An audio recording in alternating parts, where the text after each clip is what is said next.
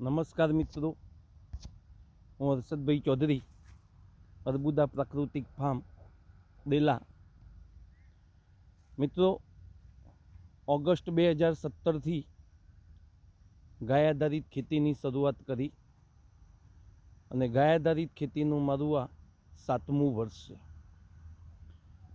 7 વર્ષના અનુભવ પછી હવે ધીમે ધીમે બાગાયત ખેતી તરફ જવાનો પ્રયત્ન કર્યો છે અને એના ભાગરૂપે 1 વીઘામાં પપૈયાનું વાવેતર કરવાનું નક્કી કર્યું છે. એ પપૈયાનું વાવેતર કરવા માટે મિત્રો 2 બાય 1.5 મીટરના અંતરે ખાડા કર્યા છે.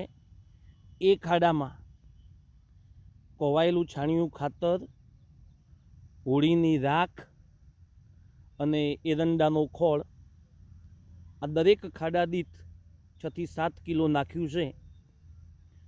હવે આ ખાડાને કે જેમાં છાણિયું ખાતર, ખોળ અને રાખ નાખેલી છે, આ ખાડાને પૂરી દઈ એના ઉપર નિશાની કરવાની અને વરસાદ થાય ત્યારે એ જ જગ્યા ઉપર પપૈયાના છોડનું વાવેતર કરવાનું. મિત્રો, કેમિકલ ખેતી હોય કે પ્રાકૃતિક ખેતી, ખેડૂતે ફક્ત મહેનત કરવાની હોય છે.